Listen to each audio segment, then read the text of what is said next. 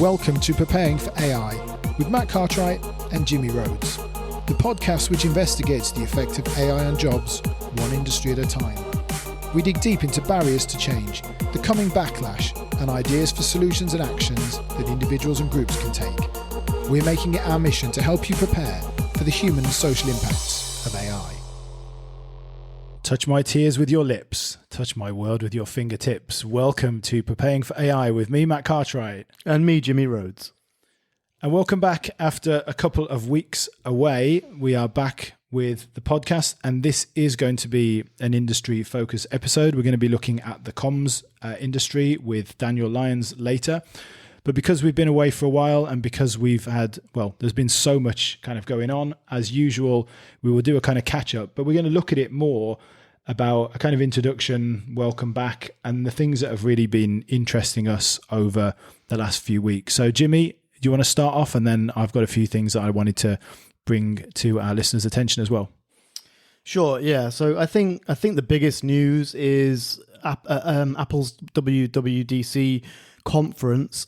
Apple finally got on into the AI game. So they haven't really talked about AI much. They've been very quiet on the subject. They haven't been developing their own models or discussing AI. But as always with Apple, they've decided that they're now going to own AI, and it's kind of their idea, and it's this new thing that they've come up with.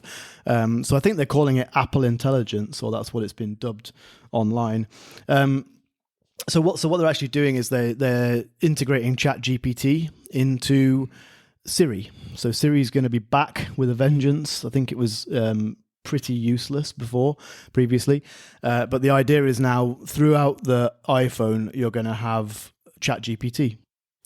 Sorry, as you just said, Siri there, every single Apple device in our studio has started twitching away like crazy. So it's good to see that at the moment, at least, Siri is still operating as it did for the last however many years. Yeah, so absolutely. So Apple are going to bring ChatGPT into Apple devices. That's kind of the gist of it. I think there's been a bit of shock around it because Apple have always been really pro-privacy and have actually got pretty good security on their devices and all this kind of thing.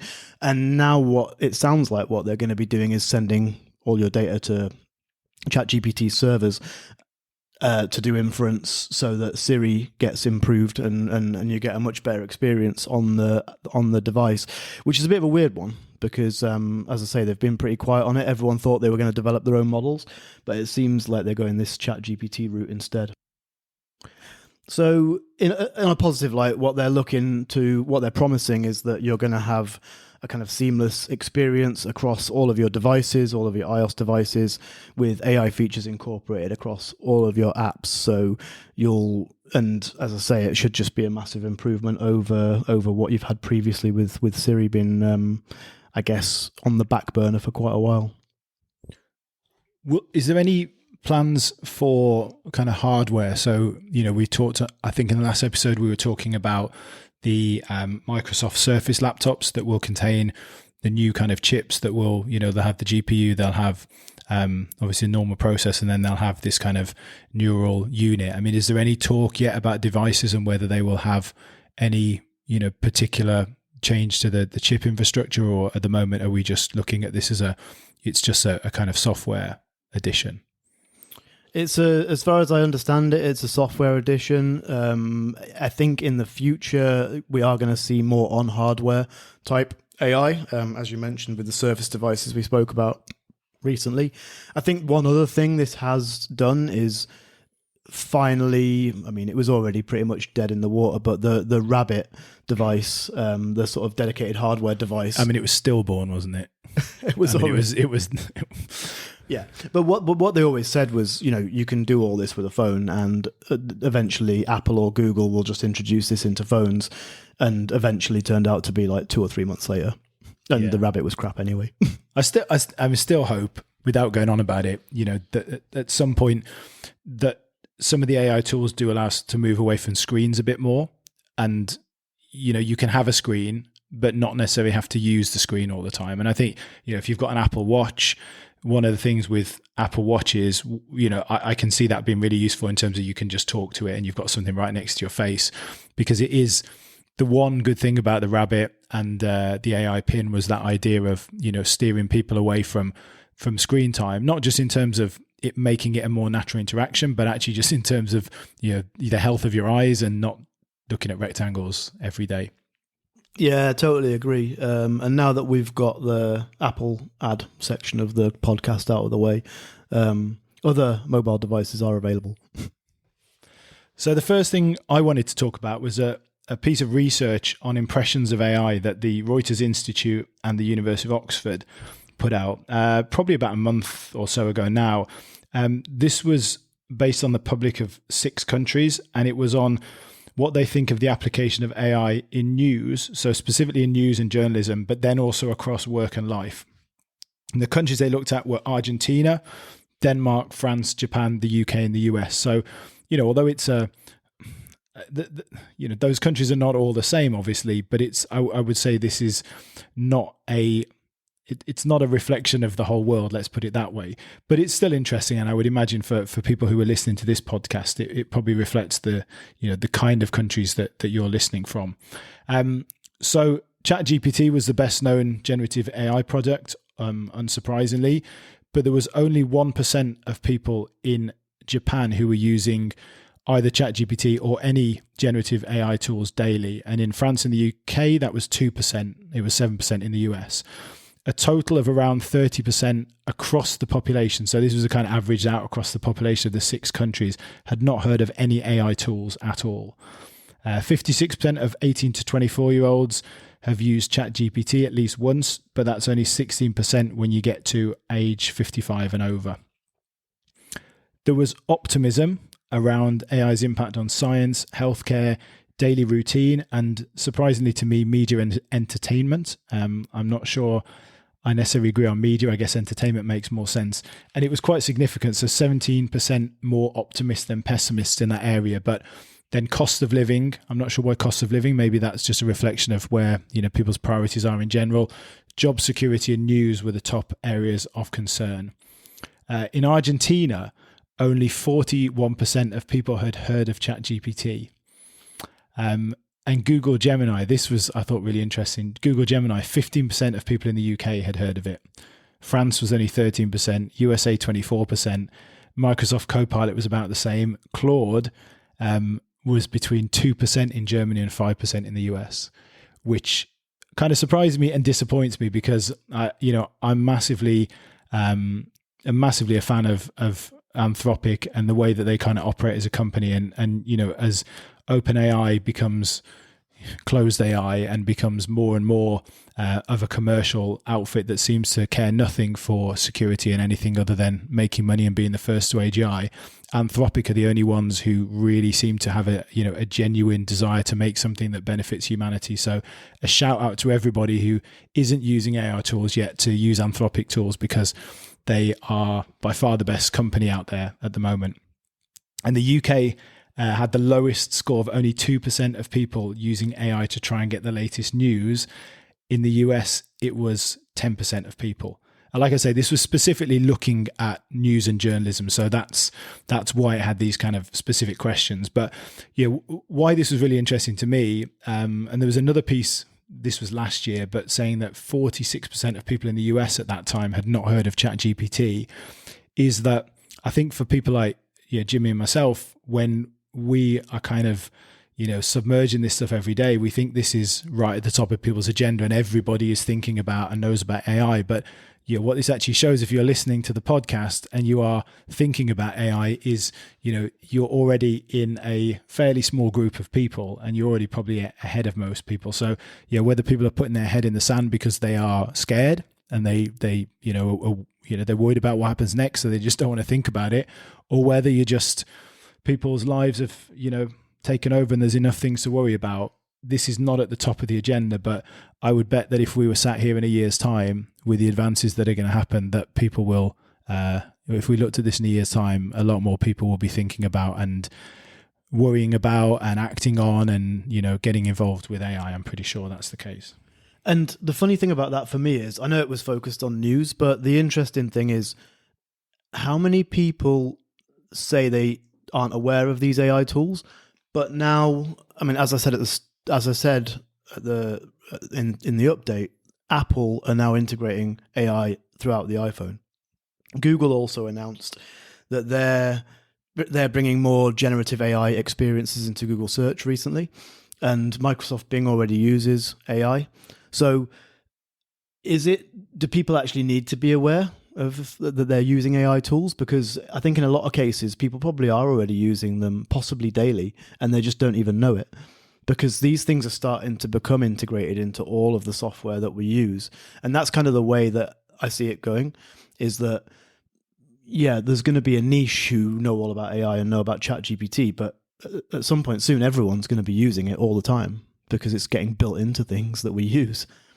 Yeah, and it already is, isn't it? I mean, customer service, for example, and one of the things that I notice a lot is, the calls that you get now, where you used to get a sales call, you can tell now a lot of those calls are an AI sales call.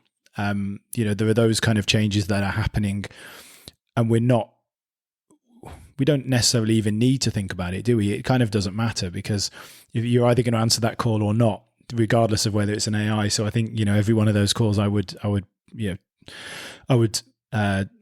turn off, cancel the call, regardless of whether it's an AI or a person. But yeah, it is becoming ubiquitous in many ways.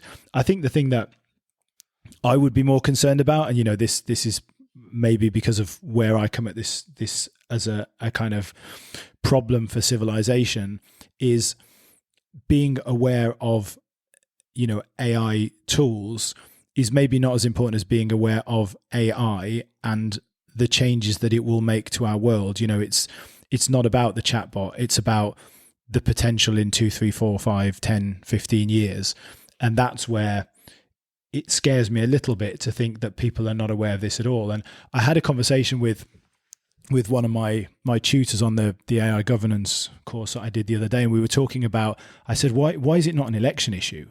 In the UK, for example, why is it not an election issue? Because if you look at the kind of poor sentiment towards AI that you see in a lot of developed countries, and I put developed in kind of, inverted commas, there's a lot of negativity. And so it would seem to be an easy win. It's a kind of low hanging fruit for a political party to say, hey, we're going to sort this out and we're going to protect your jobs. And his point to me, which I think he's bang on with, is, there's just not the bandwidth for it in this election, because the most pressing things facing people are, cost of living, they're the economy, they are, unfortunately, people think they're immigration, the issues that people think are important in the short term, I think are important to them in the short term, are what are in people's minds at the moment. But I do hope that when the dust settles in a few months' time from the various elections, that there's then more space to start looking at this. And I think that will happen. I do genuinely think you can sort of feel that the kind of cogs are turning a little bit, and there is a lot more going on and a lot more understanding that we cannot just allow 3-4 companies in Silicon Valley to just, in a black box, just go on completely ungoverned, doing whatever they want to develop something that has, potential threats to the whole of society. Yeah, we can't. I think over time there'll be more and more realization that we can't just blunder into this. And some of that's happened already. We've talked about it on previous episodes where there's been international conferences on AI. There's been a lot of talk around how we can regulate it, how we can actually protect jobs. There's been, there's been quite a lot of forward progress on that in China in particular, which we talked about a few weeks ago. But absolutely, I think elections, the focus is obviously going to be right now on some of the bigger topics, particularly in the UK, but anywhere in the world right now. We've just had a period of massive inflation and there's been lots of societal problems, which, so AI's right down the list at the moment, but I think it is going to become more and more significant. Another thing that I wanted for us to have a chat about, and another thing that's been, out in, I say media, I mean sort of AI specific media and social media, but is this question around whether there is enough data and whether we're running out of data for large language models. And I think as an extension of that, conversation, and something that, me and you have talked about almost to the cows come home recently, is this question around whether the current large language model architecture, so the kind of neural networks that are currently being used, whether that's enough for us to get to, AGI, advanced AI, whatever you want to call it, or is everything being overhyped at the moment? So, where do you stand on this data point, whether we have run out of data or whether we're going to run out of data? It's really difficult. So we clearly have run out of data. I mean, we actually ran out of data a long time ago. So for the benefit of everyone listening, basically these models have been trained on all of the information that's available to all of humanity, like everything they can get their hands on, all of the internet, some of it not necessarily responsibly. So like you've probably heard that there's been restrictions put on the APIs that Twitter have and forums like Reddit use. And that's as a bit of a backlash to the fact that AI models were just trained on all their data and it was all freely available previously. So these models like ChatGPT 3, 4, they've all been trained on everything that's available already. So they have literally run out of data in that sense. The question is whether you believe OpenAI when they say that they can. So what they're saying now is that they can generate, effectively what they can do is generate data using AI, and using that generated data, they can then go and train, continue to train their AIs, and they continue to improve. Now that remains to be seen, because I guess what you have to do is wait for the next models to come out and see whether they do actually keep improving and do get better, which they are. But is that going to slow down? Is it going to plateau? Has it already plateaued?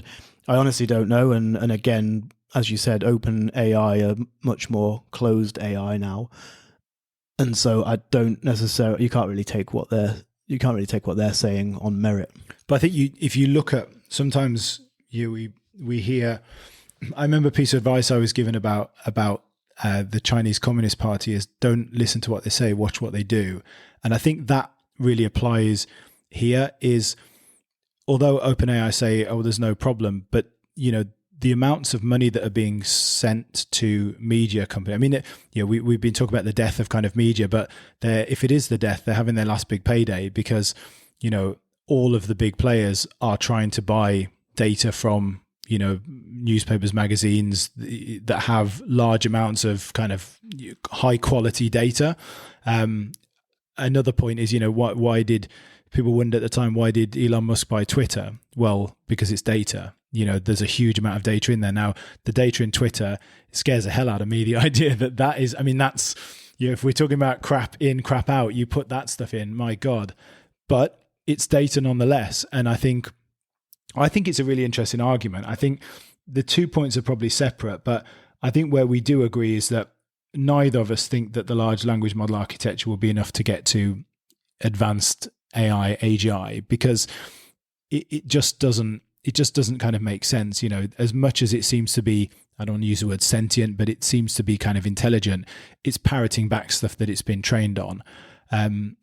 I sort of worry more about the idea, the kind of dead internet theory. So dead internet talks about how I think it's, potentially more than 50% of the internet now is just nonsense because it's, troll farms, it's AI making it up, and therefore the information that's out there on the internet is not accurate. There's so much crap out there that basically you're putting crap into it, it's going to output crap.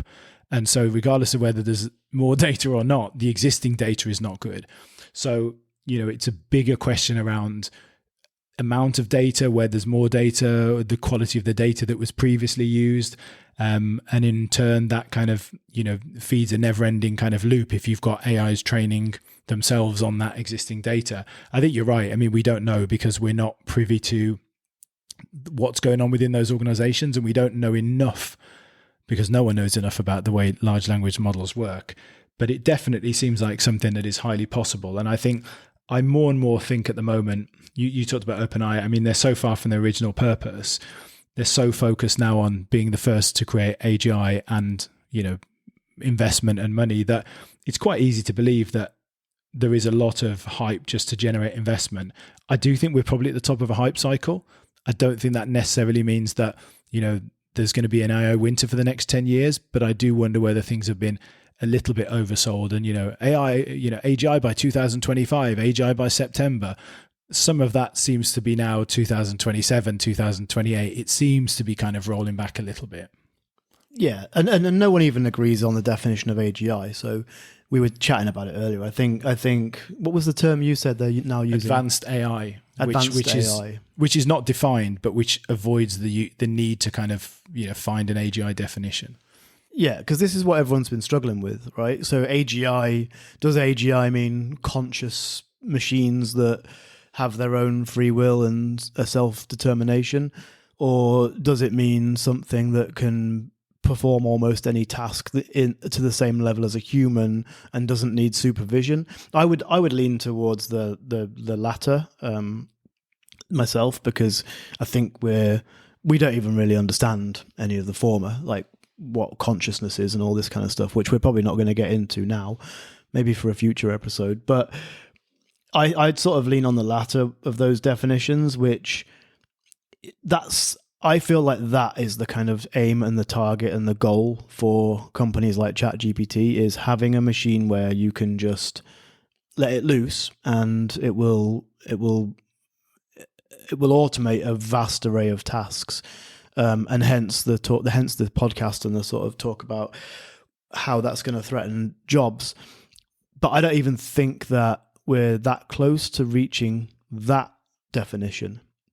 And the reason I feel like that is because it's however smart a large language model appears to be, and however many questions it can answer, and however many puzzles it can solve, and however many things it can do better even than the average human, it still seems to require a level of supervision which a human wouldn't require. Like I wouldn't trust it to go and just get on with something.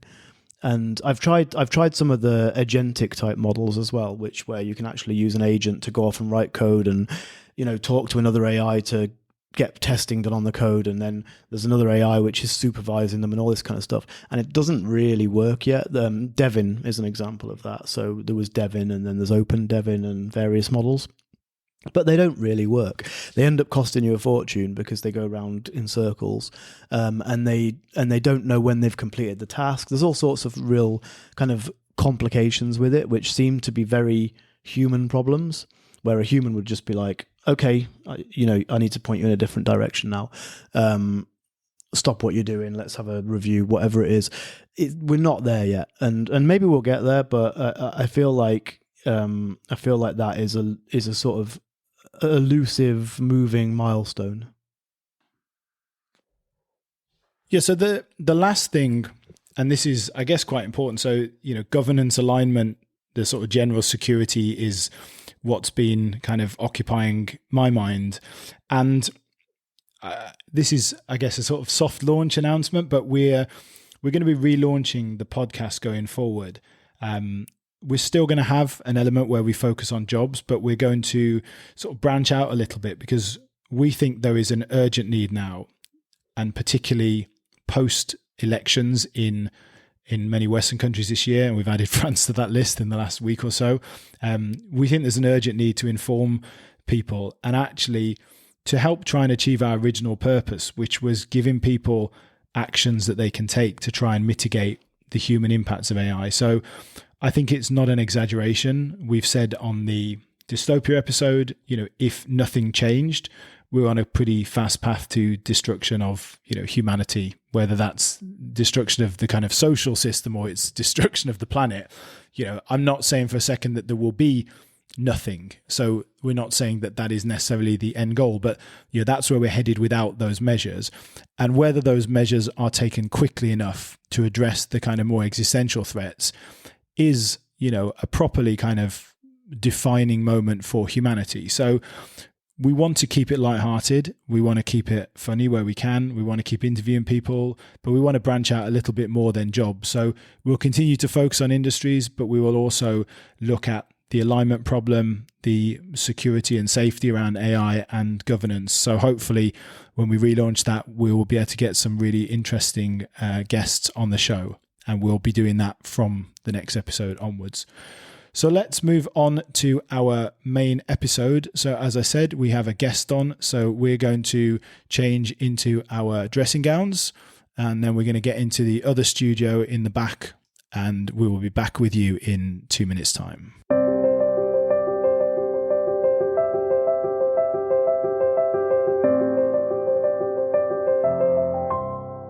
So welcome back. Jimmy and I are in our dressing gowns now. That's a sight you don't want to see. So that's why we keep the videos off YouTube and keep this to a podcast. So welcome to the podcast, Dan Lyons. Dan is the strategic comms advisor who's worked across a variety of roles. He started out as a journalist. He's worked in government and private sector, and his last role was a managing director of a global strategic consultancy. So Dan, welcome to Preparing for AI. Thank you. Great to be on. A fan of the podcast, so it's lovely to actually be here and chatting to you guys. Well, that's why we wanted you on, because we, obviously we have 2 million listeners, but to have one of them who's such an expert in a field on the podcast is a pleasure for us as well. So I guess let's start off. Let's have a look at your kind of own experiences. So if we make this, let's look at, I guess, the last 6 months. So from the beginning of the year, what have you seen in the industry in terms of both the adoption of AI tools, but also the kind of attitude? And I guess I'm interested in the attitude of, people at the top, but also, people working in the industry and how they are reacting to those tools and how they're reacting to, potential for job losses or, changes or insecurity around their roles.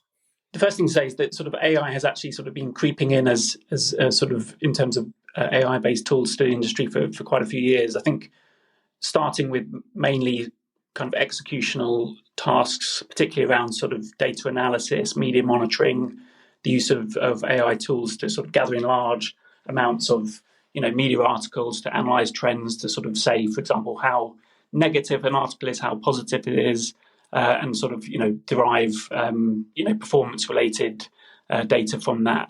Also in sort of a place like China, where I'm based, the use of AI for translation, which is sort of really sort of accelerated certain areas of the industry and sort of abilities to produce content and to analyze content. I think adoption is still low, though. I think the introduction of ChatGPT has been an inflection point, but really the usage across the industry is still relatively low. I think there's been some studies last year by the Chartered Institute of Public Relations. I think only 40% of tasks that are performed by PR professionals are now assisted by AI tools, and I think that's up from about 12% the previous year. So, there's still a lot that's going on within the industry that doesn't rely on AI. And within that, I would say that sort of most of the usage is, as I said, low level rather than strategic. So, monitoring, data analysis, information analysis, and executional tasks. What tends to sort of have remained untouched is more strategic work. So that's sort of crisis management, risk mapping, risk forecasting, and obviously within a business like PR, relationship management. So that's both with your stakeholders, with your clients, with the media, with journalists. I think that's very much still sort of a human-led task rather than anything that relies on AI. I think there's two sort of issues that are impacting how it's being sort of adopted. I think the first one is a skills gap. I think, within sort of amongst my peers and within sort of companies that I've worked at, I think there's very few people who could say were experts in sort of the use of AI tools, and usage has tended to be sort of fairly organic and has evolved over time. And I think there's a particular issue around ethics. Ethics of AI in PR. I think PR professionals, communication professionals are a little bit nervous about using them, mainly because, how accurate are they? I'm relying on sort of the information I'm getting from these tools, and I don't want to pass on any accurate information to either within my company or to clients. It doesn't get the tone and the style right all the time. I personally use things like ChatGPT for, the first draft, just to get something down on paper, just to sort of spark an idea. But often, I'll completely change what's produced. I rarely, if any, if at all, use anything that is produced, sort of without editing. And I think, particularly on the agency side, there's a there's an issue around the ethics of it. So, billing clients for work that has been created using AI, that sort of the optics of that, particularly, if you're charging quite a lot as an agency, are tricky. It feels a little bit like cheating. So those are the two issues that I think are sort of having an impact on the sort of the adoption. But the launch of ChatGPT has definitely been an inflection point within the last sort of 6 to 9 months. There's a definite increase in sort of the use of large language models, and so that 40% figure that I mentioned earlier could definitely be a lot higher. And sort of the types of things that are being used, low level content creation, social media, press releases, again, sort of media analysis and translation. So people are trying to get up to speed fairly quickly. It feels like so. I mean, first thing I was going to ask is do you think you said you use it already? So why do you use it? Does it save you time if you don't actually use most of what it writes, but you just get the ball rolling with it? Yeah, so for me, it saves time. If you sort of put in a suitably detailed prompt, you could save up to an hour in creating sort of the first draft of something if you use ChatGPT or a similar tool. So it's very efficient. But for me, actually, it's also even if you've been in PR or sort of the communication industry for a long time, you might not always get the inspiration you need sort of from the bat. And sometimes I like to see something on paper, even if it's something that I will not use, just as a kind of a sparring pad or a launch pad instead of doing something else. So it's not just sort of the efficiency aspect for me. It's also that it sparks my own thoughts on something. And as I said, it rarely gets it right first time, but it's a good start for. If you need a combination of wording that sort of might make a good social media post or sort of key messaging or press releases or kind of a keynote speech or quote, there's always something you can use that then sort of that prompts you to sort of edit in your own style.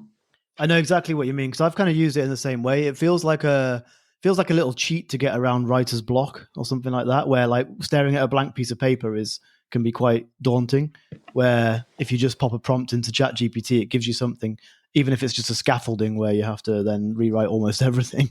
Yeah, and I think, going back to the point about why take up in the industry as a whole might be low, I sort of am a regular user of ChatGPT and the large language tools that sort of that are available. And in fact, my sort of some companies are actually using. They're creating their own versions of ChatGPT, sort of that are sort of tailored for that business and for the sort of the work that is done by sort of the teams within the business. I recognise my own sort of skills, my skills gap and the need to sort of build it up. So there's probably a lot more I could be doing, and there's probably a lot more that could be done within the industry and the companies that I've worked for, but are not done because people just simply don't, are not knowledgeable enough. And as you say, you've said on sort of previous podcasts, and I'm sure you've sort of covered it today, that things are changing so fast, and keeping on top of the proliferation of tools that are out there. I think sort of again within the studies that have been done by sort of the governing bodies, there's probably up to about 10,000. AI-assisted tools that could potentially be used within sort of PR industry alone. So being able to keep on top of that is incredibly hard.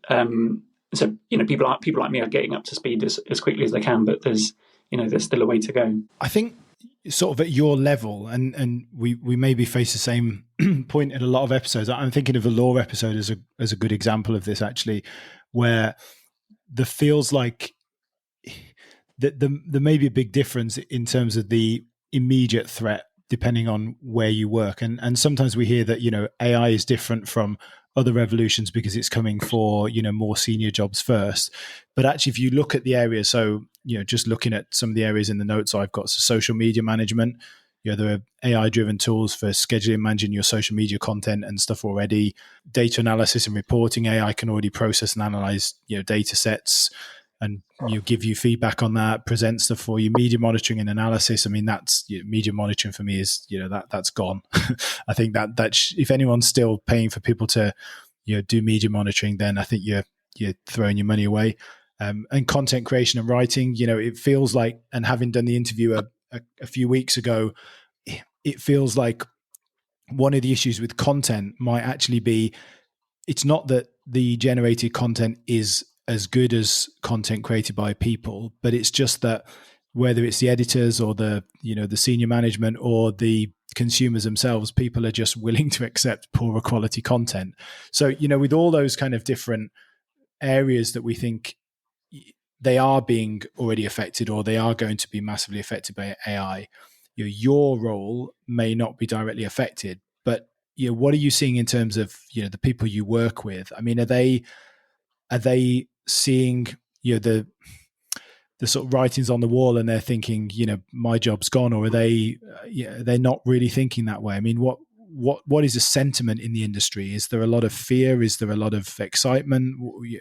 I know it's difficult to speak for everyone across an entire industry, but your experiences of people, are they optimistic, pessimistic? What are their feelings about the kind of AI revolution? Yeah, I mean, I think in general the feeling is that this is something that needs to be taken seriously, not only from the perspective of how it will impact the PR industry or the communications industry, but also how it will affect our sort of the environment which we kind of operate in. So that's the wider media environment, the kind of the corporate world.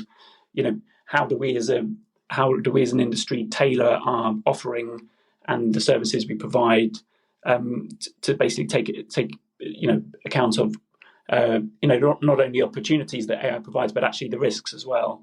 And these are risks, from a media point of view, how to, for example, help companies protect themselves against misinformation, or other organizations against misinformation. How to help a company through a deep fake crisis, for example, that may sort of have a big impact on their business. So there's a new world of work for you. Yeah, exactly. So I think sort of there was kind of general sub industry here, right? Yeah. So I mean, within the kind of the strategic consultancy environment, there's definitely a sense of we need to get up to speed, but there's definitely an opportunity to be able to advise people on how to sort of handle this brave new world. I guess the sense or the general sort of feeling is that yes, there's a recognition that as adoption accelerates, low-level, entry-level tasks will be displaced.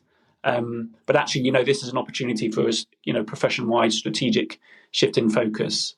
And actually, any threat to jobs would be because people need upskilling, not because the jobs will necessarily disappear entirely. So I think the sort of the kind of the general consensus view is that yes, the PR is infused with AI, but wholesale job replacement is not happening yet. So I've heard people say, it's like the introduction of Excel and the impact that had on the accountancy profession. People were fearing that, the creation of spreadsheets and Excel sort of, as a software would obviate the need for, paid professionals who would do your accounting. But obviously accountancy still thrives. I personally am not convinced that that's a sort of a good analogy. And I'm not 100% convinced that eventually the proliferation of AI tools and the development of AI won't eventually touch more strategic areas, such as crisis management, C-suite advisory, or that certain roles, for example, won't become superfluous once companies, both in agencies and in-house, realize it's just cheaper to use AI. So if you're an agency and you can see over time that actually you don't need so many junior associates or junior team members, doing the work for you, because actually a lot of that can be done by, fewer people using tools. Then, the economic logic of it is that sort of those roles will disappear. So I've seen this sort of the idea that people become trained as prompt architects, and I think that's a far cry of why people would traditionally join as sort of the communications. It's also bollocks.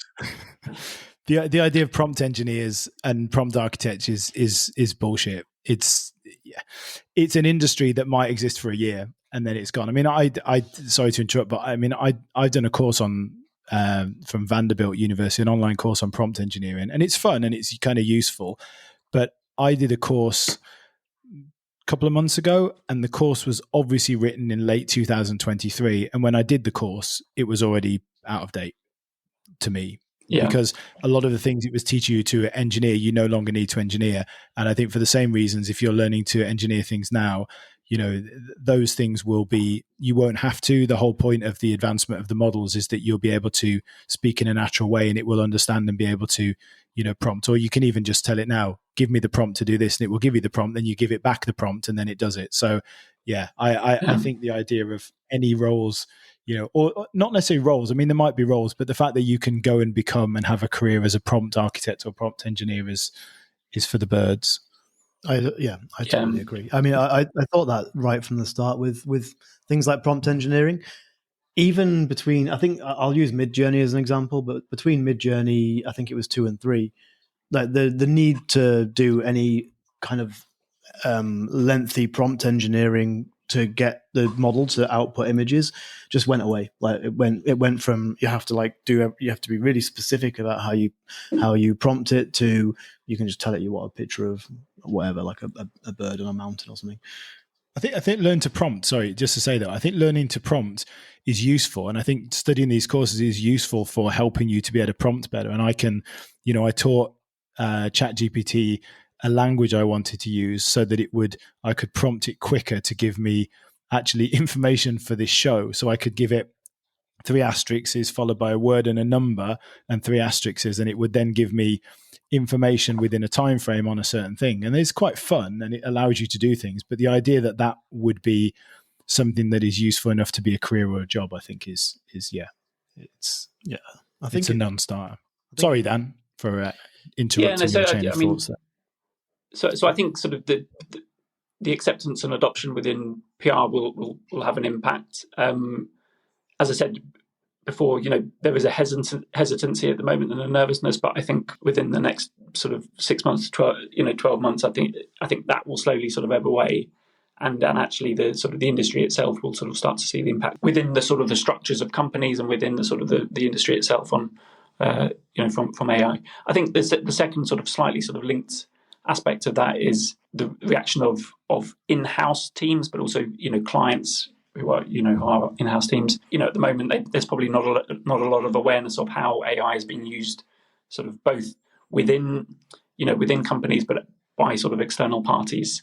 Possibly even if there was full awareness, that sort of clients would still feel they need the access to the sort of the top level advisors, you know, the people with, you know, huge experience in sort of certain fields, you know, and with certain capabilities, for example, around crisis or sort of political advisory.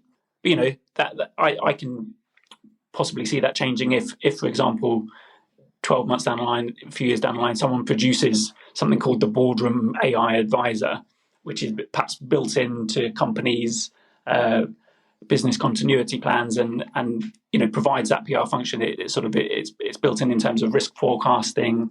You know, can assess reputational risk scenarios, provide playbooks, because I mean we're all using playbooks. So nothing is sort of entirely original, and you know, and then even execute these plans. You know, linked to media databases, linked to sort of, you know, social media channels could basically sort of assess kind of the ongoing sentiment around a particular issue and prompt responses that go public. I mean, you know, that's way off, but you know, that could be another game changer.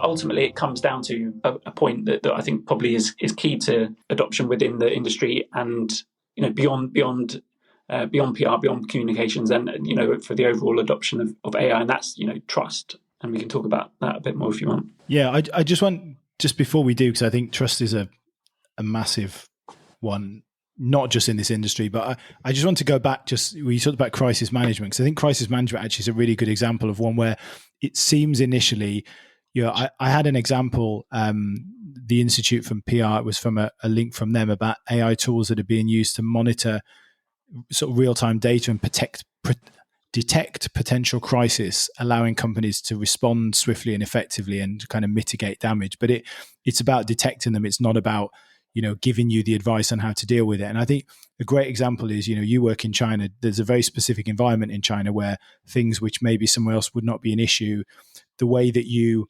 refer to the mainland, a certain island, an administrative region, can create huge crisis.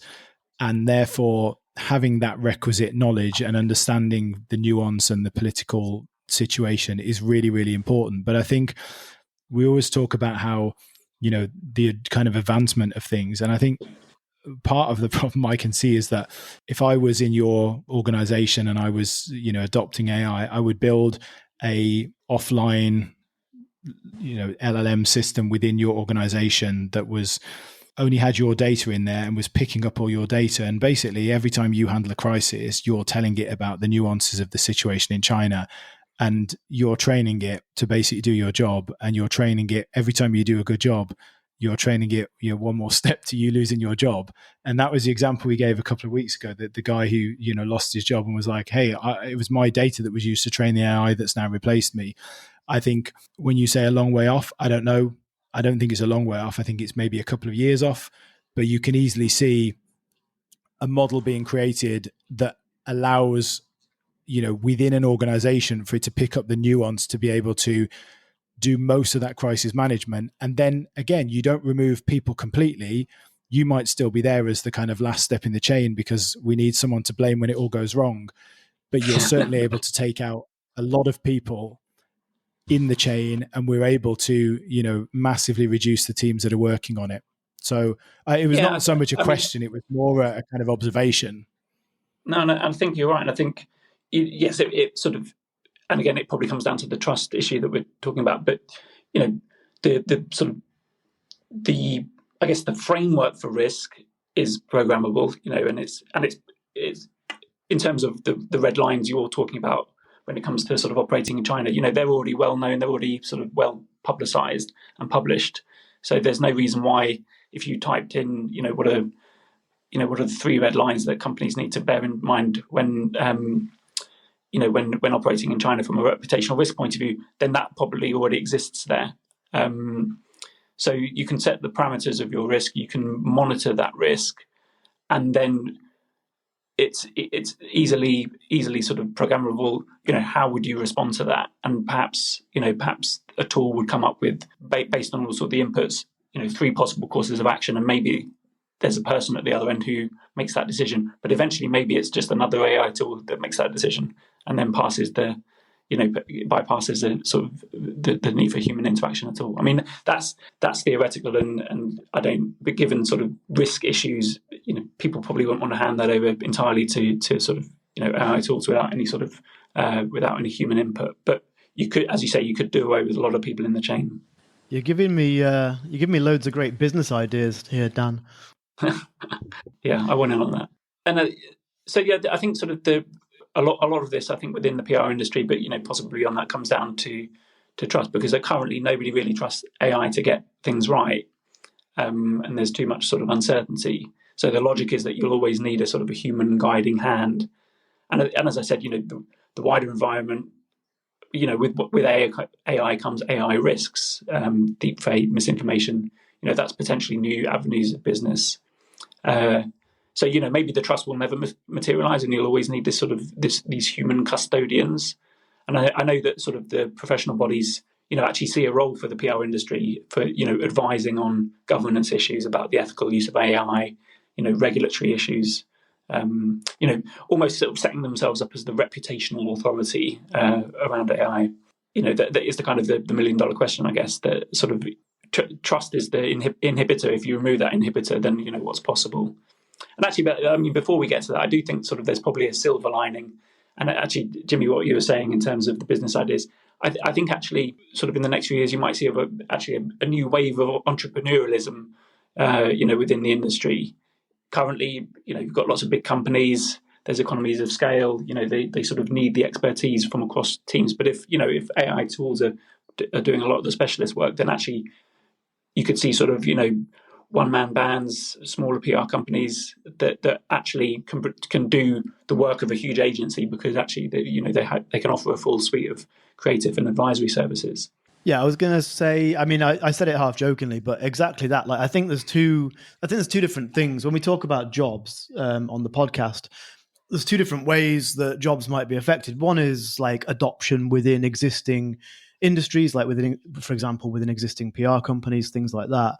The other is exactly that. It's the kind of the entrepreneurs and the innovators and the disruptors that come in and just set something up that just outcompetes because they've figured out the technology. It's just based on AI. Maybe the trust thing is still an issue, and so certain entities need to rely on companies or PR companies that have humans in the loop. But it's sort of you get this kind of lowering of the bar where actually services like this probably become accessible to a broader group of people much cheaper as well. They don't need economies of scale either, do they? Like, they don't need economies of scale. You could actually argue that as a one-man band or a small company can do things more efficiently because they don't have all the overheads of a big PR firm. No, exactly. Yeah. So I think there's potential for massive disruption in that kind of sense as well. And I don't think we've seen that yet. I think we're still, there are some companies that have set up that are doing this kind of one-man band sort of thing. And I know it's been talked around that, maybe in the next 5-10 years, we'll see the first sort of, company that's just one person and a bunch of AIs who becomes worth, billions of dollars because of exactly that, because they can just automate everything. But it'll be interesting to find out. Perhaps leading into that, I think, the one, obviously PR isn't an industry in isolation, and it's the other side of a coin is the mass media market. And I think sort of if you're going to have a conversation about sort of PR, then you need to have a conversation about what environment does PR operate in, and the wider media environment. And that's probably a discussion for another podcast about how will people consume media, and what will media be, and how AI will influence that. What is the role of journalism sort of in the AI world? And as I said, in some ways that will build into the kind of, you may actually see a sort of a reaction where because of the proliferation of content and imagery and video, sort of it's very, very hard to sort of pinpoint where it's originated, and concerns around misinformation and deepfakes. You actually may that may mean you're in a kind of a virtuous circle where people will never fully trust the media, and therefore you'll always need sort of PR, I guess, a PR industry to help companies, organizations, but also just the wider public to navigate that sort of uncertainty. So yes, I mean, so trust for me is the kind of the sort of the inhibiting factor, and it'd be interesting to get your guys' views on at what point do people start to trust AI. I mean, I think never, and I agree with you. More so, I've been thinking about it a lot the last 2 days since we kind of exchanged notes, actually. And I think it's potentially the biggest barrier or sort of challenge for AI to overcome. And I think there was something that really stood out to me. I can't remember who it was. It was a member of the general public or a comment on a board, but someone had said, "We never asked for this." They were talking about AI, and they were saying, "We never asked for this. No one asked us whether we wanted this." And okay, Jimmy said, "Yeah, well, that's the same with everything. We don't ask for it." And I agree, but we're being kind of given this thing that we're told, "Hey, this is going to change the world. You just got to accept it. It's going to happen to you." And so, yes, we are going to have to accept it, and it is going to be part of our lives, and it's going to make fantastic positive changes, and it's going to potentially threaten the existence of humanity and all of these challenges we're going to have to face. But if you start on that basis that people feel this is being imposed on them, and then you take the distrust that we have in the world at the moment, I think quite rightly, in institutions and authority, and you put those two things together, and then you say you have to trust this thing. So let's for a second throw out the fact that we're talking about trusting a super intelligent form that has a level of intelligence we've never seen before, some point in the future, and may have its own wants and wills and desires. Forget that. That's a way off at the moment. But someone's controlling AI. big tech firms, governments, whoever it is, the military, whoever's got control of those, I think the assumption for most people is that AI is being run by them, whoever they are. And therefore, how do you overcome that trust issue? It's fine when you're using it for things which are, potentially fun or frivolous or, semi-useful, or even for things, there seems to be a lot of trust in kind of science and healthcare that it will be a positive there. But when you're having to make a decision that affects the potential future of your organization, for example, or the future of your safety, getting in an autonomous vehicle, you might get an autonomous vehicle as a normal private citizen. But if you're someone who knows that there are people who are, out to get you, are you ever going to get in an autonomous vehicle? And I think it's the sort of the fears of society in general, the distrust that's out there.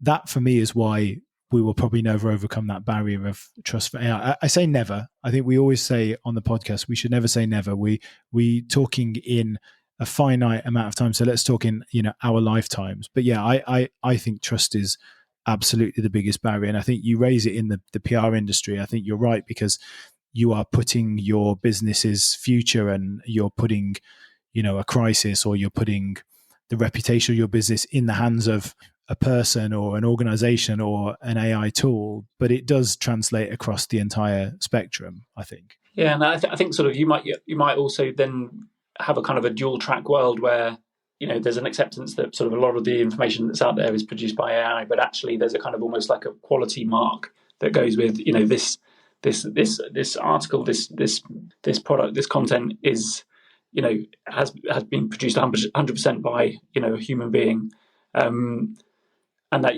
the sort of, and I think that you're already seeing on news websites. I think I don't know whether people are being compelled to, or whether it's just a sort of an ethical decision to sort of indicate where articles have been written with the help of AI. That it may become sort of necessary. I don't know whether through regulation or otherwise, to sort of indicate where information has been produced with the help of AI and to what extent. I think the EU's AI Act, that will be covered, and what usually happens with a lot of territories is that they follow the EU because the EU is the strictest, and so we may as well just follow what they put in. But I think that I'm not 100%, but I'm pretty sure that in that act is exactly that you will need to, with whether it's images, stories, articles, everything will need to be labeled to be quite clear that it's produced by AI. And you're right in terms of organizations taking that decision. So The Economist, for example, have taken a kind of editorial policy where they will quite clearly state what has used AI and what hasn't. I think a lot of, I say, reputable organizations will choose to do the same thing. Don't you think, though, sorry to jump in, but as AI becomes more and more ubiquitous, we talked in the kind of introduction to the episode about actually how few people have used AI or heard of it or various things, and it's actually still relatively low numbers. Do you not think as AI becomes more and more ubiquitous, though, what isn't going to have had AI used in its production? Because I feel like it's going. I mean, okay, to give you a concrete example, Google are building AI into their search function right now, and so if you use Google Search to assist you with finding information, does that mean you have to label it as AI assisted? I'm curious about this because I genuinely think it's not created it. I think the issue here is about whether it's a creation of AI. So that's AI using or assisting you in carrying something out. I think the issue here is about intellectual property and whether an article or a piece of music or an image is AI created or not. I think that's where it is, because it comes out. Dan mentioned about deep fakes and stuff. I think that's probably at the heart of it, isn't it? About how do you make sure that people know what's AI and what's not. Actually, if the search is helping you do it, but the AI is not producing the content, it's just helping you with the process. I don't see what the issue would be with that. But I'm still not clear. Like if you create an article using AI, but you just tweak a few bits, then it's not created by AI. Like I think it's a really grey area, actually. Yeah, you're right. No, you're bang on there. I just read it and put. I guess it will. There will be someone. There'll be lawyers and judges who probably argue where the fine line lies between assistance and creation. and that will be the sort of the key issue. I think that it will be a badge of honor to say, that sort of 100% of this article or 100% of this content was produced, in an analog way. I wanted to finish the episode on a quote that you sent me yesterday. I thought it was longer ago than that, but yesterday actually. So we were talking about the sort of conversation today and what we might talk about, and you mentioned trust, and you said ultimately, if trust was an issue, there's no part of communications that couldn't be done by AI. And I think not now, but 2, 3, 5 years in the future, I think that applies across almost every job and probably almost every task. And that's why I think the point that we've made here, trust is an issue. So if trust wasn't an issue, we could do lots of things, but trust is an issue. And therefore, I do think, you're quite right. It will be a barrier for certain roles in communications, but it'll be a barrier for a lot of things. And I still think that sort of self-driving vehicles thing is a great example. Would you trust the self-driving vehicle? It's not about the technology of the vehicle, is it? It's your trust that you're putting in who's got control of that vehicle, or, what has got control of that vehicle. And that's what I think is the issue with trust. It's not about the technology. It's not about the ability of AI to do the role. It's about the biases, and it's about the motivations and who's controlling it and what are their motivations. And we're in a, post-truth, post-trust era. I think you're bang on. I think trust, it's going to be a thing that we're probably going to touch on more and more, I think, over the next however many months and years that we do this podcast. But thank you, Dan. It's been an absolute pleasure. Really interesting conversation. So thanks for giving us your time this evening. Thank you very much.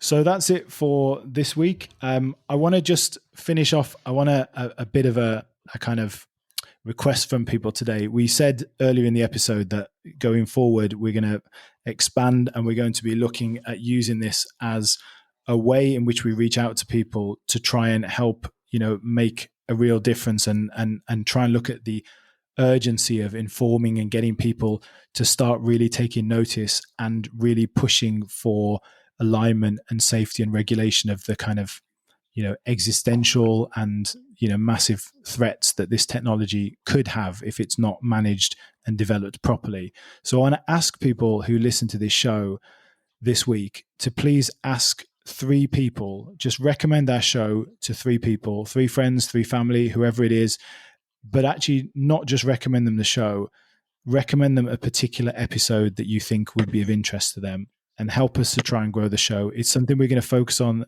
in the next few weeks and months.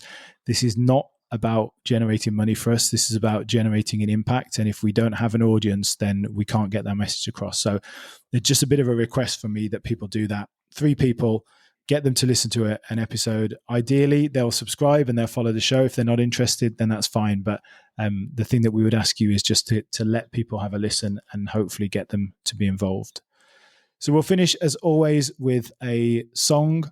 So thank you, Jimmy and Suno, for that. And we will hopefully have you listening again next week. Thanks again, Dan. Thanks, Jimmy. And take care, everyone. See you soon.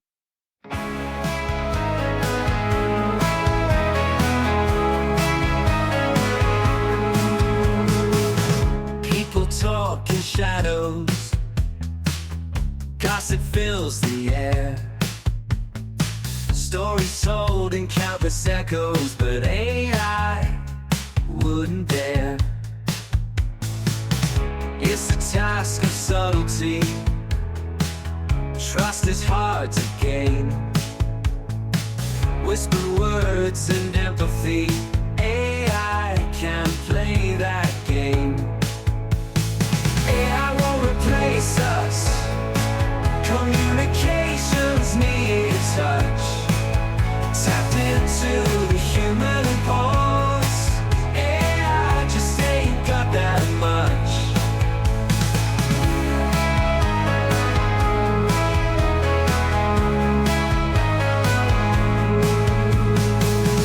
Understanding hearts and minds isn't data and code.